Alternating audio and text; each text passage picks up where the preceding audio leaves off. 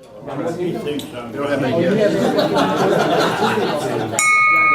right, let's bring this meeting of the Prestonwood Rotary Club to order. Looks like you've all had a good meal. We may have a couple more sneak in the door here at the end. Our Sergeant at Arms has appointed Tom as the official Sergeant at Arms today. So Sonny says, "You're on. Come on and bring the prayer, etc." Thank you, Mark. I want to remind everyone it's a no cell phone zone, so if you will please silence them or turn them off. Randy's got a very penetrating voice. If you all will please rise and join us for the invocation and the pledge of allegiance. Thanks, Randy. Before I begin the invocation, first of all, I want to ask how many of you all have already voted absentee? All right. How many of you all are intending to take the time this coming Saturday to vote? It better be the rest of those hands. All right. Remember, RISD is on the ballot if you're in the Richardson Independent School District. But this prayer, this invocation, deals both with our elected officials and our responsibilities as citizens of this great country to exercise our privilege, and it really is a privilege in this world to vote. So please join me in prayer. O Lord, our Governor, whose glory is in all the world, we commend this nation, this state, and these communities to your merciful care, that being guided by your providence, we may dwell secure in your peace. We ask that you teach our people to rely on your strength and accept their responsibilities to their fellow citizens, that they may elect trustworthy leaders and make wise decisions for the well-being of our society. Finally, Lord, grant to all elected officials and to all in authority wisdom and strength to know and to do your will. Fill them with the love of truth and righteousness, and make them ever mindful of their calling to serve in their offices to promote the well-being of all people. Bless this food for our nourishment, and us to your everlasting service. Amen. Amen. I pledge allegiance to the flag of the United States of America and to the republic for which it stands, one nation under God, indivisible, with liberty and justice for all. Thank you, Randy. Well done, as always. As is our custom, we do like to introduce guests and visiting Rotarians, and that will be a short order today, but we'll start with Mark Hoffman. I'd like to direct your attention to the guest at our table, Demon Fields, who runs a restaurant called Sankofa of Addison. It was down in Deep Ellum, is now in Addison. Welcome, Dan. And Mr. Sims, if you would introduce. To my right, we have a visiting Rotarian with us in the classification of tax lawyer. Please welcome Jim Kinney. Hi, Jim. Jim, good to see you as always. Harry, I'd like to open the floor to brags. Anyone got $5 burning a hole in your pocket to brag about? I have to brag about my horse, Animal Kingdom. All right.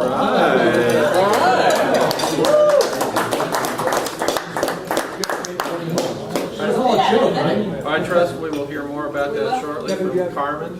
I think that's, Carmen has all the. I have the money. She has the money. I do have a question. Anyone want to brag about all that great advice that Mike gave us in the program last week?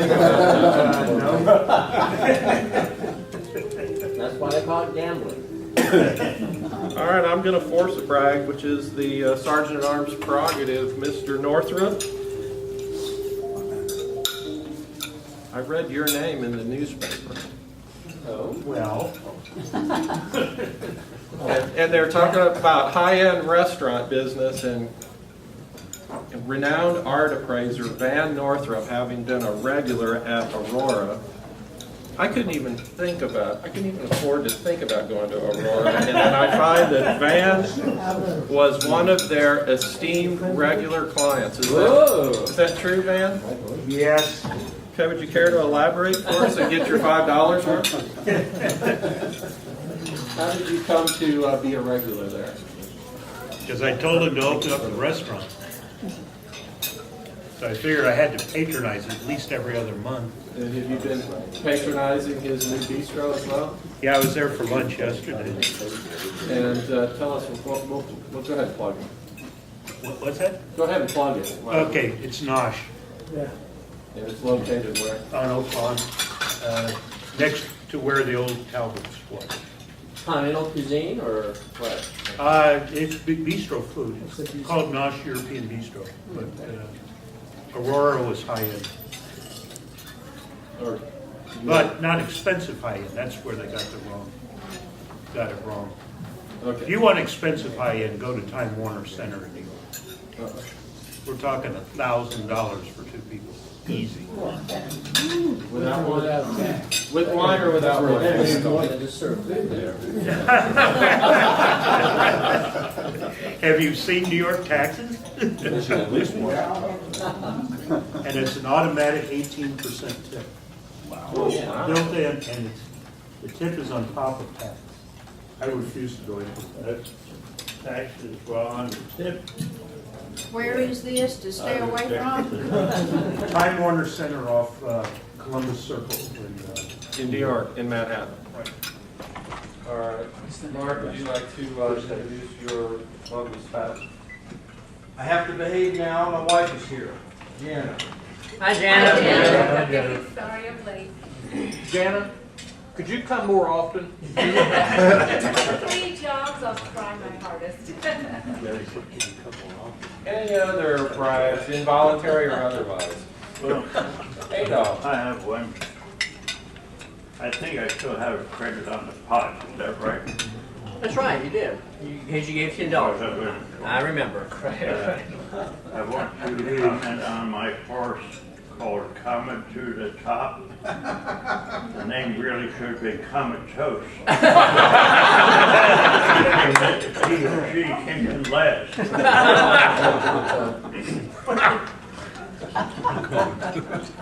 Which is a good time, why don't you have Carmen talk about the derby and what happened? Carmen, the floor is over. Be happy to do that. So we had co-winners today. Duncan, 1750 to you. Duncan. And John, our Kentucky guide, Mike Szynski, had Mucho Macho Man, which was funny because he had no idea what we were doing. And he said, I don't have $2. And I said, well, I'll invest. I'll invest in you. I'll pay the $2, and then you and I'll split whatever you make. So he won. So he wins $2.50, and I win $2.50. So thanks everyone. If you didn't bring your horse, bring it. If you do bring it, we recycle. Carmen, do I understand you sold Comet to the Top twice? I did. Oh, that's like I did. Sorry, Adolph. You know what's interesting is I think if you win, you should win. So I always duplicate the horses on the kind of the bottom of the roster. And then Animal Kingdom just happened to be a long shot, so there were 2 winners there. So that's the way it works. Congratulations. Well, it wasn't that fast, right? It was 2 minutes Fourth and 2 place seconds. gets a pat on the back. Was it 2 minutes and 2 seconds? 2 minutes and 2 seconds it Well, was, it yes. didn't break any records. No, there's a slow derby, and as Mike commented, not a great field, a little bit of a slow derby, but you know, it's always fun. Carmen, before you sit down, what's the prediction for Animal Kingdom and the Preakness? That's a shorter race. I don't think he's going to do well. They were talking, Mike, I don't know where he is. We were talking about Dialed In's going to run. Okay. Remember when I told you about the speech real quick, and I was telling you about how there's these 3 races in Florida and in California? Yes. Well, Dialed In won 2 of the races in Florida, so he's eligible for the $5 million bonus if he wins the Preakness. And I'm guessing that he'll probably be the favorite in the Preakness, and I'm sure they're going to be going all out with him. Because the winner of the Preakness is only going to get 60% of $1 million, $600,000. If he wins it, he'll get the $600,000 plus the $5 million bonus. So there's a little incentive there for them to do well with him. If you aren't wearing your Rotary pins, please put $1 in those buckets. And if you have any silent change as well, those dollars and coins do go to support our children's charities. And now I'm done. Mark, back to you. Does anyone in our club have any special announcements they need to make today? I know Glenn's not here. Larry? Go ahead. Just a reminder to everyone, I think we pretty much contacted everyone for our Bud Wall party in 2 weeks. As of right now, we've got 48 Rotarians and spouses signed up to be there.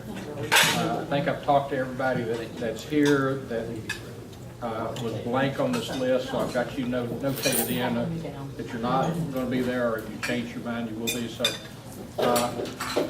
Glenn will get more information out next week, but it will be at Ray Harvey's house as usual, and we'll be having a great evening. So look forward to seeing everyone there.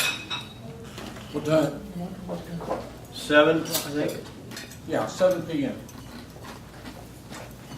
Randy, did you have something you wanted to mention? Just Taste Madison, we've got our volunteers pretty much set, and for pretty much just Friday night. Mike did volunteer to come on Saturday. Mike, if you still can do that, that would be great. And if you have any friends that you can bring, that would be wonderful too. So I'll try and have all of your shirts and parking passes and wristbands to you by next Wednesday. Because I will not be here at the actual event day, but I'll bring all that stuff. Some good band. Third Eye Blind, is that one of the bands? Third Eye Blind is going to be playing Saturday night. And we're only paying them $67,000 to perform. Heck, give them a free pork chop. What's the name of the band? Third Eye Blind. You would know them. You wouldn't know. You never know. Jenna knows. And our apologies to our guest today, who's videotaping or whatever, because we've been Rotary doesn't usually talk about horse races. Yeah, well, we'll find this on YouTube. We will have time at the end for sweeps and for a joke from our esteemed jokester from Germany. Yeah, keep it clean. And let's right now go ahead and introduce our speaker and get right into the program, and be sure to ask him excellent questions. John? We're very fortunate today to have Robert Pitre as our speaker. Before I get into that, his group has a website, and it's Life, let me make sure I have this exactly right, lifeguideforamerica.com, which will give us lots of information that probably won't all be covered here. But we welcome Robert. Robert came from a single parent household in Beaumont, Texas. He's been here for about 25 years. He grew up in the projects there. He came here and became a very successful businessman. He's been involved in the automobile business and still is, as well as real estate. He owns, he's probably they say he's one of the largest owners, private individuals owning land in Dallas. He has 120 acres in South Dallas, and then he has a 90-acre Skyline Ranch in Oak Cliff. We're going to talk a little bit about that in his discussion here. Robert has been successful, but he has chosen to give back to the community, and he has done this in a couple ways. The Skyline Ranch, which I mentioned he had purchased, has been fixed up. He has some young boys help him to get them out of the inner cities and work there and things like that. He also has developed a roadmap, and that's what we're going to spend a lot of our time on today, but trying to get less advantaged kids on the right track. Many of our youth get off on the wrong foot and stay there. And Robert has been speaking with a number of Rotary clubs, schools, other organizations, going through his map. And that's what he's going to talk to us about today. And would you please welcome Robert?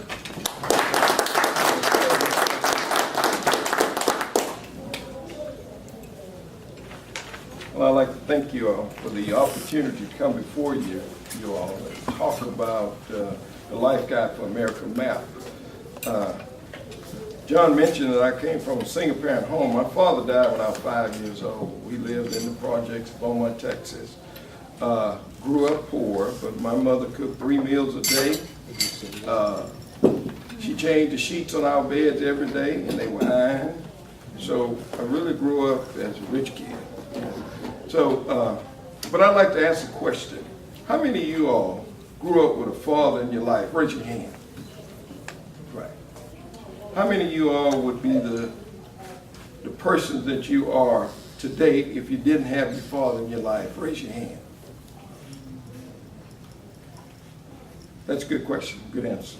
You know, what about the young boys in the inner city that grew up without a father in their life? What are they missing? If you would not be who you are today if you didn't have your father. There are young men in the inner city that never had a father in their life, and some of them do not have mentors.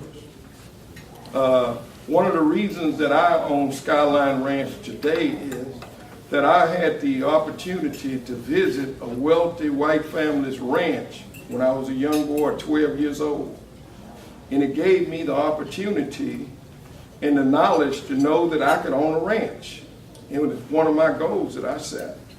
Right now, my company, my family, we own 121 acres of land in the city of Dallas.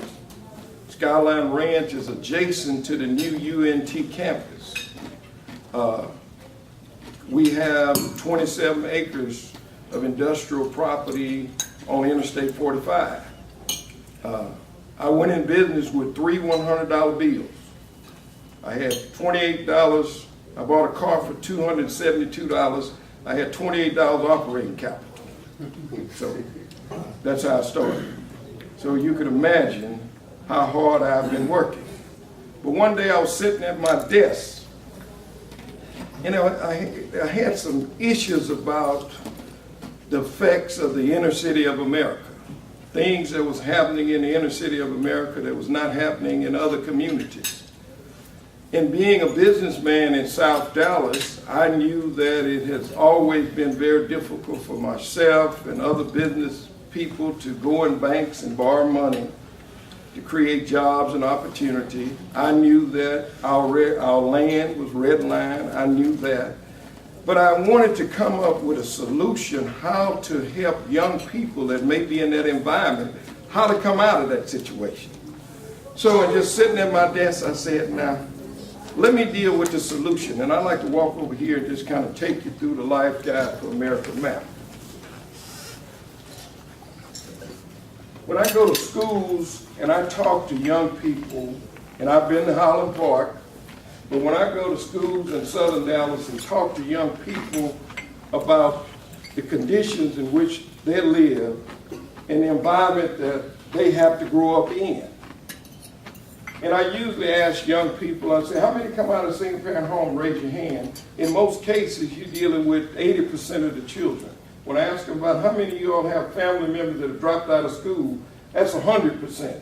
How many of you all have gangs in your schools and in your community? 100%. How many of you all have family members that's unemployed? Raise your hand. How many of you all have friends or family members that's selfish? How many of you all have friends or family members that's on welfare? How many of you all have friends that want easy money? How many of y'all have drugs in your schools and in your community? So I'm getting 100% participation in raising their hand. How many of y'all have family members or friends that's in prison? How many of y'all have friends or family members that's ignorant? How many of y'all have friends or family members that's in a self-destruction position in life? How many of y'all have seen people with HIV? How many of y'all have friends that are jealous? How many of y'all have family members that have been to Rock Bottom Drive? And each one of these streets is a two-way street, is what I make them understand. Each one of these streets is a two-way street that leads to positive drive. And it's a way out, is what I try to make them understand. It's a way out. Even though you hear it's a way out, no matter what the conditions or circumstances are, it is a way out.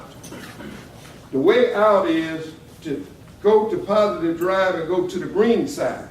Now the green side shows you what it takes to get to a productive life. Straight and narrow road take you to sacrifice lane. Sacrifice lane take you to spiritual road. Spiritual to discipline. discipline to self-esteem, self-esteem to freedom, freedom to education way. And I usually stop them right there and make them understand how important it is to get an education. And I make all of them commit to graduating from high school and going to college. And then I tell them that when you graduate from college and you get on Prestonwood Road and come to Community Drive, first intersection is Recovery Road. Everyone is recovering from something. Community Drive then take you to Support Lane, where you have employment, Corporation Drive, Entrepreneurship Way, takes you to Love Parkway to Family Way to Legacy Parkway, where the streets are success, understanding, knowledge, principle, morals, character, wisdom, honorable, peaceful, productive life, peace of mind, financial reward, prodigy, opportunity, freedom, investments. Now, that's the way you get to a productive life. But going back to the brown side, I make them understand that you could be trapped here for generations, your children, their children. You have to come out of this situation. I was at a juvenile facility, and I was talking to a group of young men, and I asked one of them, I say, son, look at this map and tell me the roads that you went down to get to where you are right now. Young man looked up, he said, I made the wrong choice. I came out of single parent home. I dropped out of school. I was in a gang. I was unemployed. I was selfish. I wanted easy money. And I started dealing with drugs. And that's how I got here. And he scratched his head and he said, Mr. Pitre, this map is telling me where I was headed. I said, right, son. But right now, son, you're on Prison Road. As you go up Prison Road, you go through the jails and the courts. If you continue, you may get probation. If you continue, you go to time drive, you're going to the criminal justice system. Right now, incarcerated is 2,200,000 plus. Probation, 4,100,000 plus. Parole, 788,000 plus. So you have 7 million plus people in that system on a daily basis. You have thieves, gangsters, rapists, drug dealers, crack users, and innocent. You could be innocent at the wrong place, wrong time. If you're in this environment here, you either go one-way drive to the cemetery or to the penitentiary. You go to penitentiary, humans in cages, free room and board with TV, no smoking, visitors on the weekend, money on the books, must be willing to protect your manhood and womanhood, can't hide protection. 95% of the people go in prison come out down Parole Road. You have the opportunity to take Parole Road to Positive Drive and go to the green side of the map. 58% of the people that come off Parole Road that go back into this environment, in 3 years or less, they're back in prison. I've had psychologists, doctors with social science degree to tell me, Mr. Pitre, what you have done, you have created a vision of life in one vision. But the most powerful thing that has been said to me came from 2 10-year-olds. I was at an elementary school, and I took the kids through the map. And I came back and I asked a question. I said, how many of you all want to live your life on this side of the map? Raise your hand. Not one. They put their hand behind their back. I came back, I said, how many want to live your life on the green side? Raise your hand. They all jumped up. I want to be on the green side. And I told them, I said, do you know the choice you make today can determine what side of the map you're on for the rest of your life? And I asked this young girl, and she was just gleaming, and I asked her, I said, young lady, tell me why you want to be on the green side. And she said to me, I never knew until the day what side I was on or what side I want to be on. But the reason why I want to be on the green side, Mr. Pitre, because everybody in my family is on the brown side. I asked the young man, I said, young man, tell me why you want to be on the green side. He said, he run up and he purned at college. He said, because I want to go to college. I want to go to college. Then he purned at prison. He said, I don't want to go to prison because my daddy and both of my uncles in prison. I don't want to go to prison. I want to go to college. And this map is being used all over America. What I've been able to do is, and every one of you all will receive a map today to take with you. But I give these maps to children when I go to school to take home. Now, I was at a church one night, and I was giving out maps, and it was a young girl reached for a map, and I pulled it back, and I said, what are you going to do with it? She said, I'm going to take it home, and I'm going to put it on my wall, and every morning when I get up, I'm going to look at this map and make sure I stay on the green side. So this map is working. And it's, you know, you could tell your children, say, well, you know, Mom and Dad have sacrificed. We want you to have the best life. Listen to what we're saying to you. This map will show them the consequences of their choices and how important it is to make the right choices. Now, when you look at Texas spends $47.50 per day to incarcerate an inmate. That's $17,336 a year, $1,444 a month. And right now, the system is so full that they're trying to make a decision. So what do we do within the criminal justice system? The key is prevention. Intervention is too difficult. If my goal is to go in these schools with young people and teach them that you don't have to, even though you were born and raised in this environment, it's a way out.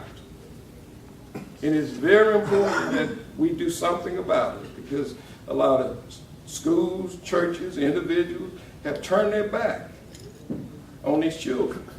And if you look at what's happening right now, the crime is you know, the communities is unsafe, drugs, hopelessness.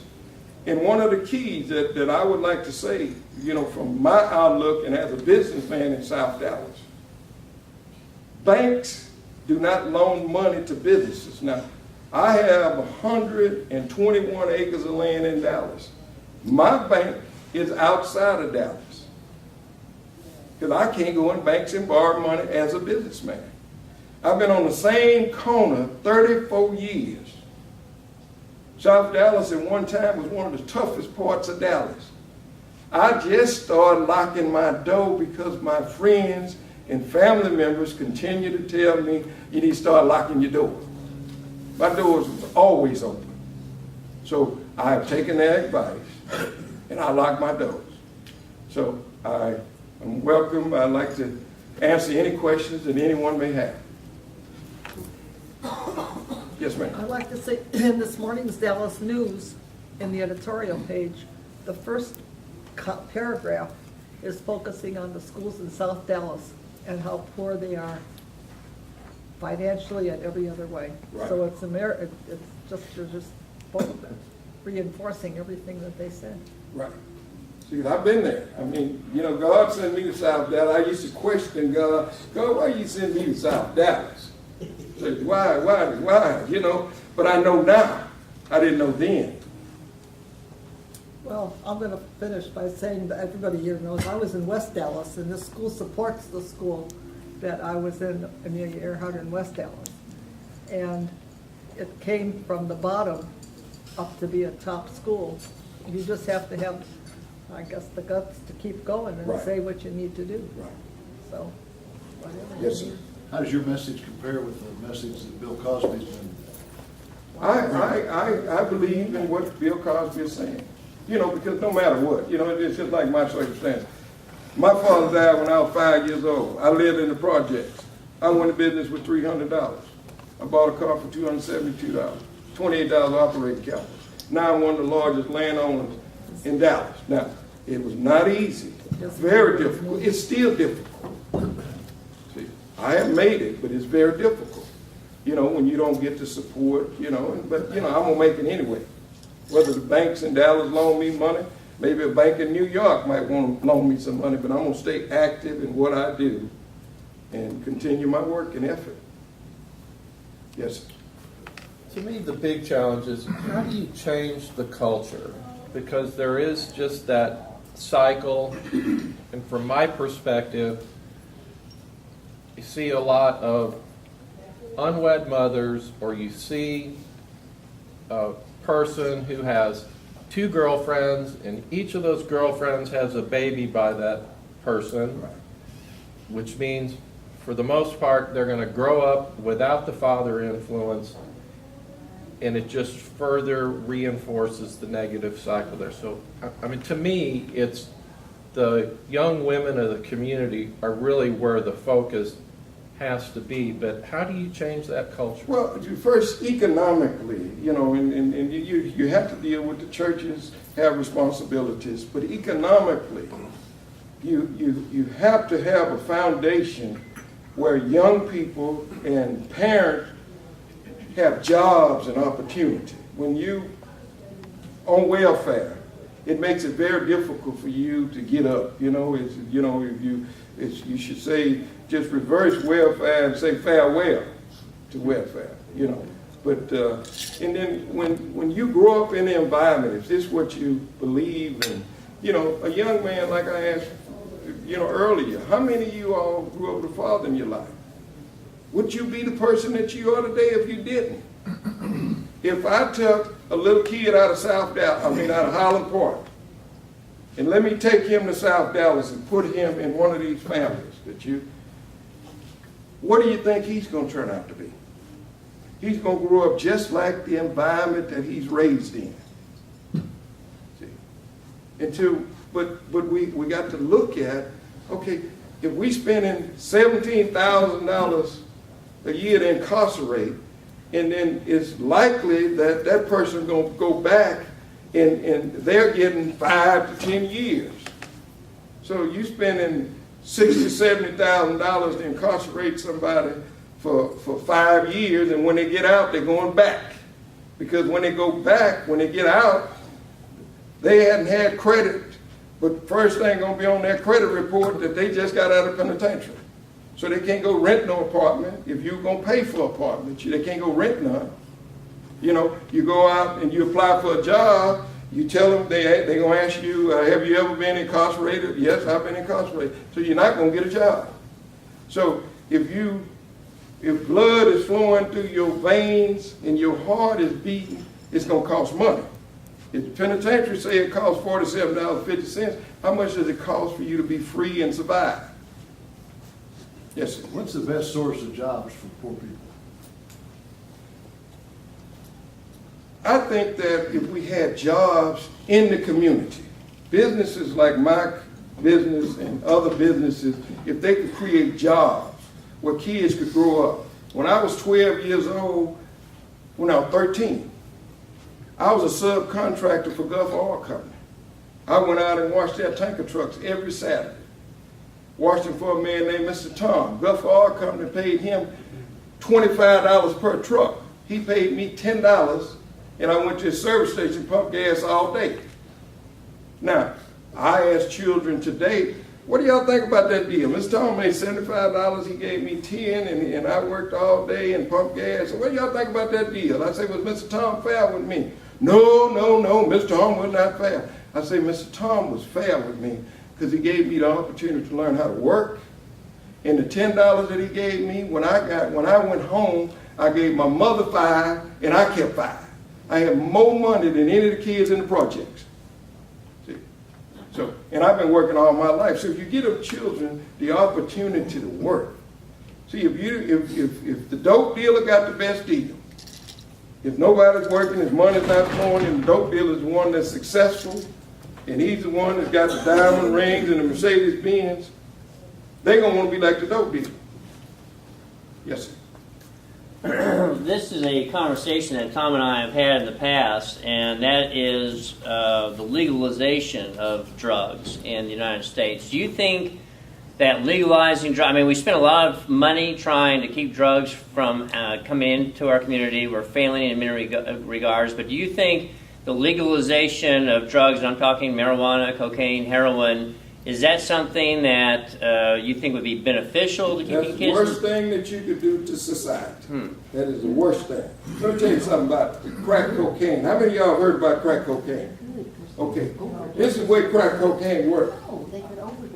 If every one of us in here smoke crack cocaine, just tried it one time, just in this room, it would be maybe one of us that not go back and smoke it again. I'm talking about in your present state of mind.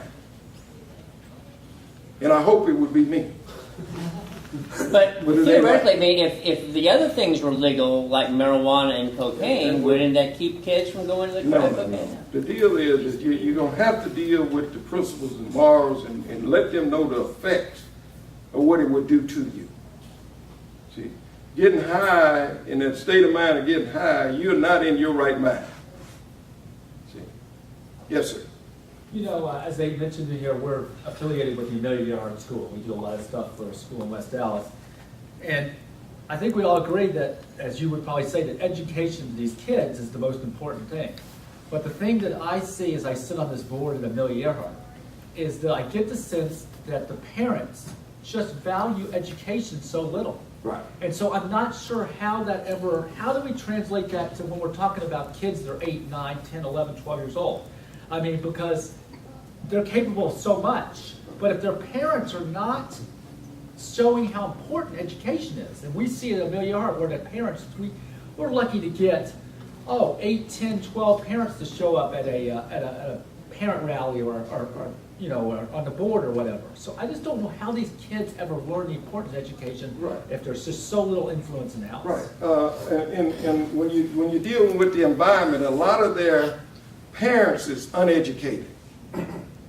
See, so education is very, very important. What I say to people, that we're going to have to educate these little children and let them go home and help educate their parents.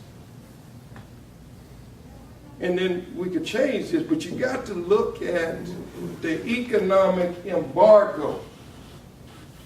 See, economically, whether you feel that it's right or wrong or whatever you may be, but it's an economic embargo against these inner cities. Now, you're still supposed to be able to help yourself, but if you can't create business, it's kind of like right now. A lot of successful people have lost their jobs and their businesses. And I was listening to television the other night, and this man, they indicted him because he set his house on fire. Now, here's a man, because he was getting ready to lose his house, and he said, I'm going to set my house on fire. But this man was successful and was paying his bills, but he was trying to survive. He didn't want to lose everything. See, so you have people right now that's committing crimes that never committed crimes before. Because if blood is flowing through your body, and your heart is pumping, and the heart is the toughest part of your body, and the heart is just tough. I don't care how you abuse it, that heart will still be trying to pump and give you life. And see, and people, we talk about generations have been trapped in this situation. Generations. So if we continue to sit on the sideline and just feel like Mother Nature is going to get us out of this situation, we're going to get deeper and deeper in the hole. And North Dallas is not going to be safe. Nowhere is going to be safe. And it's not just going to be black people out there committing crimes and Hispanics. It's going to be a lot of white people committing crimes too. Yes, ma'am.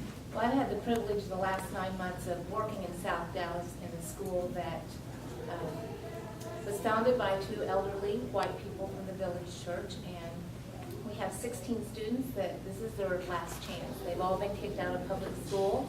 They've all been incarcerated. Every one of my girls, 10 of them, were raped by men, so I think it's men, that are the problem, not the women having babies. Don't mean that ugly, but just living it these last 9 months, I see it. The fathers are in prison. Out of the 10 girls I've worked with, only one has a relationship with her father. The rest are all incarcerated. These girls have been raped to pay for rent, for drugs, horrific stories. They won't even cry. They know they've got to be tough. They even tell me I'm 2 different people. At school, I'm one person. On the streets, I'm another. Let me tell you about these kids. I love them. They are smart, incredibly smart. We have one boy that's so intelligent, we have to bring in special tutors. He's brilliant. He's a drug dealer, and he packs a piece. I love him so much. His name's Xavier. I have another one that's so incredibly artistic. We desire that as she graduates at the age of 19, that she will go in and get to have a job being an artist. I have students that didn't think they could do school. With only 16 kids in the classroom, we've been able to help them. She just went out to dinner last night with the rest of the students because she's an honorable student, straight A's. I'm here to tell you, environment is everything, and our hearts back to this community is everything. I'm greatly encouraged by so many churches in the community, Pastor Chris at Cornerstone, Watermark, the Village Church, so many churches that are getting involved in this community, going and living among the people and giving back. Yes, it's hard. I wonder today, 2 graduates coming up, how many of our students are going to succeed after only 5 years. But Mark was on a board back in Tulsa that's been 35 years in existence. Used to be called Destination Discovery, now it's called Youth at Heart. Those kids they've chosen the green road and they've been successful and they've gone to college and they're coming back into Tulsa, Oklahoma, and they are making a difference. We need this in Dallas. I'm sure it's happening areas, but it's starting with a thing called C Kids, Cornerstone Kids. Even across the street from the Village Church, right on Walnut Hill, right across the Thomas Jefferson, our congregation is going in and tutoring students like you did. And so we have to get involved. Education is everything. Yes, the drugs are prevalent. There's 2 ice cream trucks in South Dallas. One that sells ice cream and one the adults go to, right? Right across the street from the school is a funeral parlor where they sell wet tobacco, where tobacco is soaked in formaldehyde and people are smoking it. They're killing themselves. It's incredible, but I cannot tell you enough how safe I feel when I'm there during the day, how I'm respected among the community. One of the homeless guys, Rock, he watches after our car. You know Rock, yeah. He worked for me too. He speaks very highly of you. Yes, very. I'm called Grandma by him though, because he thinks I'm old. Because on the streets I am old. My first day on work, walking into the school, was one of my girls' brother had been murdered the night before. You live like a dog, you will die like a dog. Pastor 21 years old. So I'm here to, you might kick me out, they were asking me to come back, but I want to encourage you guys, get involved. I mean, this is so incredible. And there are people out there that are getting involved. There is hope, and I just want to share that in this school, this last 9 months, I've seen incredible hope in the eyes of these students who have wept in my arms and broken down and cried because of the abuse, and it's horrific. But when our men will stand up and be men and lead well, we will see this culture in this community change. You know, you brought up the whole thing about drugs, and I think it was heroin was made by a Dallas physician, and back in the 60s and 70s, drugs were legal, and it didn't work then, and I don't think it'll work again. But I just want to encourage you guys, pray for these kids that you don't see and know. Get involved in your community, which you've been doing, what you're doing. That's what Rotary is all about. How amazing is Rotary? But know that there is hope, but we have to get on board. And if you ever want to come visit, it's called Crossroads Community Christian Academy. It's on Irvay and Grand. Of course, we only have 2 weeks left, but we've had rap artists like Tadashi come in, and Lecrae, and Matt Chandler at the Village Church, and Adam Thomason, who's written several books. And so it's just so encouraging to see people really care. These kids walk in, they've not had breakfast, and they won't, and so we feed breakfast and lunch. Sometimes they go home and they won't get dinner. So I don't know, I just wanted to share that with you. That's why I wanted to come today, because I have a new perspective as I have gone down there and worked. And they're doing a great job in South Dallas. They're doing a great job in South Dallas. But now, what's happening, this $2,200,000, these are the ones that get missed, that get no help. And you pay for them up here. See, and we have to get involved. I mean, and you got to deal with all the issues, I mean, you pull yourself, I hear people say you need to pull yourself up by your bootstrap. Well, some of these people don't have boots. See, and you got to help them. Because if you put yourself in that situation, you'd have to live and die in that situation. And, you know, that's why I'm able to say to myself and thank God to allow me to come back. Because like I said, I had to question God about coming back to South Dallas, being in South Dallas. I had questioning. Yes, ma'am. Are you giving us something that has a name and your name and address? And Yeah, it's on the bottom of the map. I walked off and left all my cards. But at the bottom right corner, my information is on there. I just want to say one thing. Me starting out as a business owner inside Dallas, he kept me off the brown side because it was many times that he would come in and eat, and I'd get to talking to him, and my mind would be on the brown side. And he would actually keep me balanced. And it's still to this day, he still, by me moving to Addison, he still calls and checks on me and still comes out and keeps me balanced. And I just want to say I appreciate that. Have you ever met Omar Jawar? Yes. I met him yesterday. Heck of a guy. Your vision is key. Right. And what I want to do, everyone in here, I have a map for you with some instructions that you can take. And I won't say this here. Now, I went to Highland Park, and I presented this map. I'll tell you what happened. We started on the green side. And I asked the little kid, where was he? And he said, I was in high school on the way to college. And I took him all the way up to productive life. And I said, but when you go to high school, when you go to college, and maybe one of your friends invites you to go home and spend the weekend with him, and if he takes you to Drug Boulevard, you're not on the green side no more, you're on the brown side. I said, if you go to college, and you start binge drinking and partying, and if you have an accident and endanger someone's life, you're on prison road. Them kids went to singing. Oh, that's so awesome, awesome, awesome, awesome. And the parents, after I finished my presentation, came to me and said, thank you, Mr. Pitre, thank you, thank you. So I'd like to end my presentation and say thank you for the opportunity. And I hope that there's some way that you could help. Yeah, that's all.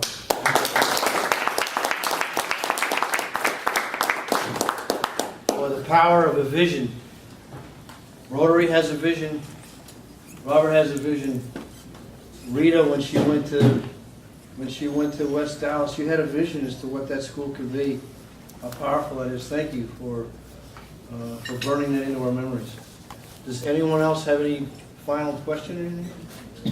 Let's have our sweeps and then our jokester. He's shopping at Costco, and he pushed his cart looking around. He bumps into a young man who also has a cart. And he says, I'm sorry, I didn't mean to bump into you, but I'm looking for my wife. The young man said, I'm looking for my wife too.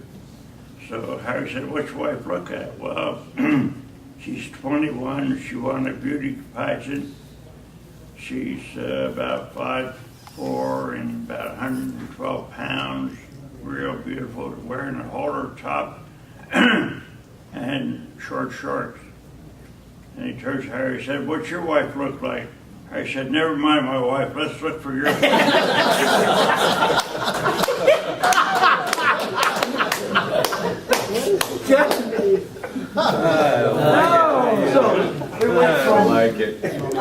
From looking for our wives at the grocery store to betting on horses today. But we did have the right vision brought by Robert. Let's all stand and give the four-way test, and I want to see you all back here next week, please. Of the things we think, say, and do, first, is it the truth? Second, is it fair to all concerned? Third, will it build goodwill and better friendships? And fourth, will it be beneficial to all concerned? Dismissed. Good.